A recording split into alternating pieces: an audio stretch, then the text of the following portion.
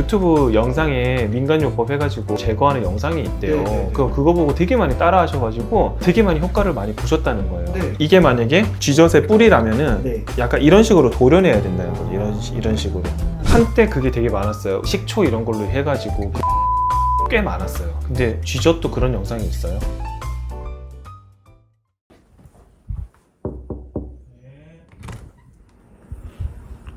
원장님 안녕하세요. 아, 오늘 또 촬영이죠? 네, 뭘 보고 계세요? 아, 지금 얼굴에 뭐가 난 게 있는지 보고 있어요. 아, 뭐가 좀 나신 것 같나요? 이게 주기적으로 네. 뭐가 있는지 이렇게 체크를 해줘야 돼요. 편평사마귀가 있는지, 비립종이 있는지, 네. 쥐젖이 있는지. 오늘 바로 그 주제입니다. 그렇죠? 네. 내가 오늘 그거일 줄 알았어. 네. 그래가지고 공부도 미리 딱 해놨지. 아, 정말요? 네. 연성섬유종 1mm에서 cm에 원장님. 네? 가장 쉬운 설명으로 부탁드리겠습니다, 아, 이거 오늘. 되게 쉬워요. 병리학적으로 주름 잡힌 유두종, 바다각화, 다시세포층과 따로 쉽게 갑시다. 쉽게 갑시다. 저희는 쉽게. 아니, 이거 도대체 뭐예요, 이런 건? 이것은 소프트 파이브로마라고 하는 연성 섬유종의 형태로 연성 섬유종. 죄송합니다. 조그맣게 하얗게 나 있는 것들을 많이 겪으시는데 구분도 어렵고 도대체 얘 뭐예요? 얘가 쥐젖이에요. 쥐죠. 이게 저는 있을 줄 알았거든요. 그런 의학 용어는 없어요. 네, 연성 섬유종이라고 하고, 그러니까 말랑말랑한 섬유질 조직이 종양을 형성을 했다. 종양하면 왠지 무서워. 양성 종양입니다. 아, 양성 종양이면 위험한 건 아니지만 미용적으로 봤을 때 조금 보기가 싫으네, 약간 이런 느낌. 그러니까 쥐젖의 모양이랑 비슷하다고 해가지고 쥐젖 이러는 거예요. 아, 진짜 쥐젖 같이 너무 같다. 죄송합니다. 아니 이런 그러니까 쥐의 젖 같아서 네. 진짜 그렇게 부르는 거군요. 네, 쥐의 가슴 같아서 그렇게 부르는 겁니다. 아, 요거요? 그대로 둬도 돼요. 위험하지는 않아요. 네. 근데 이게 온몸에 다 생길 수 있어요. 근데 처음으로 보통 환자분들이 오셨을 때 발견하는 곳이 바로 목이에요. 그래서 제가 목을 아까 막 보고 있었던 이유가 목에 가장 많이 생기거든요. 겨드랑이 이런 데랑. 그래서 여기 이런 데가 이제 항상 이렇게 봐야 돼요, 이렇게. 근데 여긴 보기가 힘들잖아요. 그쵸? 그러니까 이제 목을 이렇게 봐야죠. 네, 목을 이렇게. 그러면은 이 쥐젖 도대체 왜 생기는 거예요? 이게 원인을 아직까지 알 수는 없어요. 아, 그래요? 근데 가장 가능성이 높은 게 임신, 당뇨, 그리고 약간 비만 이런 환자분들한테 또 잘 생긴다고 되어 있어요. 그리고 피지 분비도 좀 연관이 돼 있다고 이제 하는 그런 연구들도 있는데 아직까지 원인을 알 수는 없다. 근데 가장 강력한 원인은 뭐니 해도 노화다. 노화. 저의 생각은 우리가 노화가 되는 과정에서 세포를 고치는 그런 힘이 좀 약해지거든요. 네. 그러다 보니까 약간 돌연변이가 생기면서 이런 것들이 생기지 않나 저는 그렇게 생각을 해요. 그래서 노화가 가장 그래도 큰 원인이 되지 않을까. 그럼 가만두면 사라지나? 아니면 반대로 가만뒀을 때 막 퍼지는 거 아니야? 이거는 이제 섬유종이라고 말씀드렸잖아요. 네. 이거랑 약간 비슷하게 보이는 편평사막이나 이런 것들도 있는데 쥐젖 같은 경우는 가만히 놔둔다고 해가지고 없어지지는 않아요. 그리고 얘네들이 퍼지지는 않아요. 아, 좋지도 나쁘지도 않네요. 네, 근데 노화 때문에 혹은 체질적으로 이런 것들이 잘 생기시는 분들은 여기저기 막 생기겠죠. 그러면은 퍼진다는 느낌을 받을 수는 있어요. 근데 그게 퍼지는 건 아니에요. 그러니까 뭔가 이렇게 막 끌어가지고 이게 막 옮겨 다니고 막 그런 건 아니라는 거죠. 근데 체질적으로 잘 생기는 거일 뿐. 아, 그럼 뭐 다른 사람한테 옮기고 이러지도 않겠네요. 그렇지는 않아요. 이거는 딱 진짜 미용적인 목적으로 그러면 지우거나 치료를 하겠네요. 그렇죠. 병원에서 어떻게 치료해요? 그게 되게 재밌거든요. 치료할 때 그 핀셋 같은 거 있죠. 호셉 같은 걸로 이렇게 쥐젖을 이렇게 당겨요. 그 버섯 모양으로 생겼어요. 이렇게 버섯 모양으로 확대해 보면 버섯 모양으로 생겼으니까 그 기둥이 있잖아요. 그러니까 이렇게 돼 있거든요. 버섯 모양으로 이렇게 생겼어요. 그러면 이걸 쥐젖을 핀셋 같은 걸로 이렇게 탁 당겨요. 그럼 이렇게 쭉 늘어나요. 그럼 레이저로 여기 톡 잘라버리면 돼요. 아, 이렇게 톡. 이해되나요? 여기를 톡 잘라버리면 없어져요. 오, 되게 재밌어요. 엄청 재밌어요. 물리적으로 하나씩 뭐 약초 캐듯이 하나씩 이렇게 캐는 거구나. 네, 맞아요. 여기 톡 당겨가지고 그 기둥을 착 자르면 돼요. 레이저로 팍 이렇게 쭉쭉쭉. 그러면 그걸 없애는 그런 시술이 뭐 위험하거나 어렵거나 리스크가 있거나 이런 건 아니에요? 그런 거는 아니에요. 근데 아무래도 레이저로 이렇게 자르니까 네. 표피가 상처가 나겠죠. 그러면 거기에 염증이나 감염이나 이런 것들이 생길 수는 있겠죠. 그리고 또 체질에 따라서 색소 침착이라든지 이런 것들이 또 생기시는 분들이 있어요. 자국이. 근데 그거 다 지나면 없어져요. 아 그래요? 네. 그러면 이거는 뭐 사실 크게 위험한 것도 아니고 네. 그리고 제거하는 거에 있어서도 그렇게 크게 어려운 것도 아니고. 네. 아 그러면 원장님 이 쥐젖 같은 애들이 지금 그런 의도는 아닙니다. 네. 그런 애들이 많잖아요. 이거 헷갈리거든요. 이거 어떻게 혹시 구분할 수 있는 방법이 있나요? 쥐젖은 자세히 보면은 이런 식으로 생겼어요. 버섯 모양처럼. 네. 그래서 이렇게 늘리면은 이게 쭉 늘어나요. 네. 고무줄처럼. 네. 그게 쥐젖이에요. 네. 그 사람이 잡아서 당길 수 있어요? 당길 수 있어요. 이렇게 아. 이렇게 늘어나네. 그러면서 툭 끊어져요. 그럼 피가 나겠죠, 막. 근데 그걸 추천하진 않으시죠? 아, 그렇죠. 추천은 안 하죠. 근데 병원 오시기 힘든 분들은 그렇게 또 하시는 분들이 또 있어요. 그럼 또 색소 침착 생기고 또 약간 덜 잘리고 그래가지고 이것도 뿌리가 있거든요. 네. 근데 그 덜 잘리고 그러면은 이게 또 생겨요. 흉터만 되면서 또 네, 생겨? 또 생겨요. 그러니까 이제 좀 골치가 아프죠. 그렇게 이제 감별을 하실 수가 있고 약간 탄력도가 있는 약간 쭉 늘어나는 그런 게 쥐젖이다. 네. 그리고 이제 비슷하게 생긴 거 편평사마귀가 있어요. 편평사마귀. 자세히 보면은 뭔가 좀 볼록하게 튀어나와 있어요. 그래서 그게 편평사마귀인데 걔는 이렇게 만져가지고 이렇게 쭉 이렇게 늘릴 수가 없어요. 그냥 조금 그냥 만져지는 정도예요. 예, 그것도 이제 있어요. 근데 색깔은 쥐젖이랑 조금 비슷하기는 해요. 근데 쥐젖은 이렇게 늘어난다. 편평사마귀는 그냥 만져만진다. 아 그게 포인트구나. 그게 포인트예요. 또 뭐 헷갈릴 수 있어요? 그리고 이제 뭐 비립종 같은 거는 크게 헷갈리지는 않는데 얼굴에 자주 나는 거거든요. 그 진주 알맹이처럼 하얀 색깔 뭐가 좀 들어가 있어요. 약간 눈곱처럼 보이기도 하고. 네. 그래서 그렇게 하얗게 뭔가 좀 들어가 있다. 그건 비립종.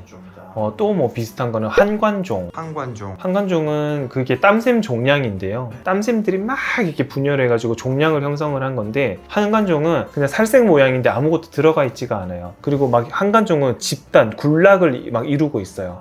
한 개만 있는 게 아니라 막 여러 개가 막 이렇게 있어요. 특히 눈 밑에 많이 있어요. 그런 것들도 있고 그리고 피지샘종은 이렇게 동그랑 땡처럼 도너츠 모양으로 노랗게 동그랗게 돼 있어요. 도너츠 모양으로. 그게 피지샘종인데 피지샘들이 뭉쳐가지고 생긴 양성 종양이에요.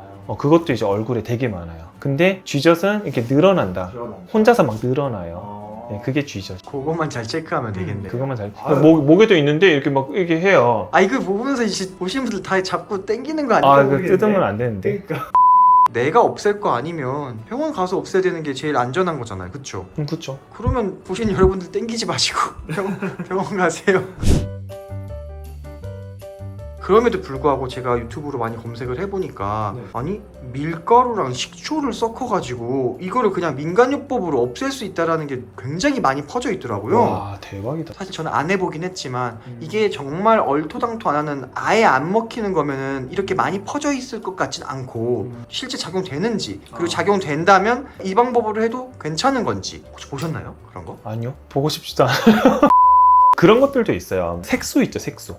색소를 막 식초 이렇게 붙여가지고 색소를 막 탈락시키고 맞아요. 막 이렇게 네, 하는 그런 것들도 있어가지고 그것 때문에 환자분들이 많이 오셨거든요. 그래가지고 유튜브 영상에 민간요법 해가지고 흑자하고 막 이런 색소들을 제거하는 영상이 있대요. 그거 보고 되게 많이 따라하셔가지고 되게 많이 효과를 많이 보셨다는 거예요. 근데 그게 좋은 분들도 물론 있어요. 아 그래요? 좋은 분들도 물론 있고 근데 안 좋은 분들이 사실 대부분이죠. 그게 왜 그러냐면 식초는 굉장히 강한 산성이거든요. 그 산성은 우리 피부를 녹여요. 녹여요? 예, 녹여요. 그래서 이런 색소가 흑자나 이런 색소가 있을 때도 피부를 녹이면서 그 피부를 탈락시키는 거예요. 근데 이제 아마 쥐젖도 비슷한 원리일 거라 생각이 드는데 쥐젖에다가 그 밀가루 이렇게 해가지고 이렇게 하는 것 자체가 피부를 녹이면서 아까 제가 이거 쭉 당겨진다 그랬잖아요. 쭉 당겨지면은 그 기둥이 녹으면서 툭 끊기겠죠. 그러면서 이제 좀 좋아지는 원리가 아닐까 생각이 드는데 물론 그 산성에 관해서 내 피부가 괜찮은 분들도 있을 거예요. 그래서 색소가 잘 떨어지는 분들도 있을 거고 쥐젖이 잘 떨어지는 분들도 있을 텐데 모든 분들이 그렇지는 않다는 거죠. 근데 만약에 우리 피부가 산에 노출이 됐을 때 이게 어떻게 보면 화상의 일종이기는 하거든요. 피부가 부식이 되고 혹은 이제 화상을 입어가지고 거기에 굉장히 색소 침착이 심하게 생길 수가 있어요. 근데 그렇게 됐을 때는 그 색소 침착이 안 없어질 가능성이 있어요. 예, 그렇기 때문에 모든 분들한테는 사실 적용될 수는 없어요. 굉장히 위험할 수도 있어요. 그렇기 때문에 저는 굉장히 비추. 레이저는 이렇게 쭉 당긴 다음에 네. 딱 명확히 뿌리 있는 곳을 탁 끊는 거라고 한다면 네. 식초나 밀가루로 끊어진다고 해도 네. 그런 정확한 타격은 좀 어렵겠네요. 그렇죠. 레이저는 정확하게 이렇게 내가 끊고 싶어 하는 부분에 이렇게 쥐젖이라면은 여기를 탁 잘라야 되거든요. 그리고 여기 끝을 자르는 게 아니라 살짝 뿌리에서 안쪽으로 살짝 이렇게 도려내듯이 이렇게 잘라야 돼요. 네. 이해가 되시나요? 네네. 이게 만약에 쥐젖의 뿌리라면은 네. 약간 이런 식으로 도려내야 된다는 거죠. 이런 식으로. 네네네. 예, 여기만 탁 자르는 게 아니라. 네. 예, 근데 그거는 어디가 잘릴지 모르는 거죠. 그러니까 그냥 어디가 녹을지도 모르고 그래? 다 녹여버릴 수 있으니까 그러면은 색소 침착도 생기고 또 뿌리는 제대로 치료가 안 되고 할 수가 있기 때문에 효과를 본 분들 그런 분들은 많지는 않을 거라고 생각이 들고 대부분 아마 부작용이 생겨가지고 고생하지 않을까. 한때 그게 되게 많았어요. 저희 병원에는 막 흑자 이런 치료를 받으러 오시는 분들이 많으신데 식초 이런 걸로 해가지고 그 네. 부작용 생겨서 오시는 분들이 꽤 많았어요. 근데 쥐젖도 그런 영상이 있어요. 네. 그러면 쥐젖 때문에 또 오시는 분들도 계시겠네요. 물론 공짜로 혹은 저렴한 가격에 집에서 맞아요. 손쉽게 할 수 있는 뭔가 맞아요. 있으면 저도 막 널리 퍼뜨리고 싶고 좋거든요. 그렇죠. 근데 저도 이거를 알아보니까 원장님 말씀해 주셨던 것처럼 일시적으로 떼서 기뻐하다가 오히려 부작용으로 병원 더 와야 되고 더 돈 들고 더 고생하는 그런 격이 되는 것 같더라고요. 맞아요. 그걸 꼭 여쭤보고 싶었어요. 우리가 뭐든지 집에서 셀프로 하는 걸 다들 좋아하시잖아요. 네. 예를 들면 저희 지금 자동차 앞유리 창이 깨졌는데 조금 금이 갔는데 그것도 앞유리 막 복원제 해가지고 막 나오는 거 있어요. 그런 걸 이제 막 셀프로 하다가 유리창 깨져버리면 그거만큼 속상한 게 없잖아요. 그냥 전문가한테 맡기는 게 낫지. 그쵸, 예. 그쵸. 그러면 이제 유리창이 훨씬 더 아예 그냥 통째로 다 갈아버려야 되니까 심지어 자동차도 그렇게 속상한데 우리 몸인데 그러면 안 되겠네요. 그래서 이게 내가 손재주가 좋지도 않고 처음 해보시는 거고 그리고 내 피부에 맞지도 않은 건데 그거를 트라이 해볼 필요는 없을 거라고 생각해요. 저도 갑자기 그 생각이 드네요. 굳이 약간 굳이 굳이? 식초 좀 어쨌든 무서운 아이예요. 음식에 쓰는 음식에는 맛있지만 어쨌든 되게 위험한 피부에는 굉장히 위험한 아이예요. 부식시킨다라고 개념을 알려주시니까 확 와닿습니다. 녹여버리는 거예요. 오늘은 쥐젖 같은 아이들을 제가 설명을 드렸는데요. 근데 여러분들 이제 쥐젖이 있다고 혼자서 집에서 막 이렇게 만져진다고 해가지고 뜯지 마시고 그리고 식초라든지 그런 민간요법에 너무 의지하지 마시고 차라리 전문가에게 맡겨서 그거를 깔끔하게 떼시는 게 낫고 그렇다고 해가지고 이 쥐젖 같은 아이들은 위험하거나 한 건 아니기 때문에 굳이 내가 뭐 미용적으로 봤을 때 내가 너무 예뻐 액세서리 같아 하시는 분들은 굳이 그냥 떼지 않으셔도 됩니다. 이게 종양이기는 하지만 이게 아주 우리 몸에 위험한 아이는 아니니까요. 그래서 오늘은 제가 쥐젖 그리고 이게 왜 생기는지 그리고 어떻게 치료하는지 그리고 어떤 것들과 감별을 해야 되는지에 설명을 드렸는데 여러분들 오늘 영상을 한 번 더 리와인드 해보시면서 절대 유튜브에 나와 있는 그런 여러 가지 민간요법이라든지 이런 것들은 가급적이면 따라하지 않으셨으면 좋겠다 라는 게 오늘 가장 핵심이 아닐까 싶습니다. 은근히 피부과에서는 굉장히 간단하게 치료를 할 수가 있거든요. 가까운 피부과를 내원하셔서 가볍게 치료를 하시는 것을 추천드리겠습니다. 오늘 영상은 여기까지고요. 오늘 영상이 도움이 되셨으면 구독과 좋아요, 알림 설정까지 부탁드리고 여러분들 친구들의 목을 한번 보세요. 그래서 쥐젖이 있는 분들에게 꼭 공유를 해주시면 감사하겠습니다. 오늘 영상은 여기까지 하겠습니다. 안녕.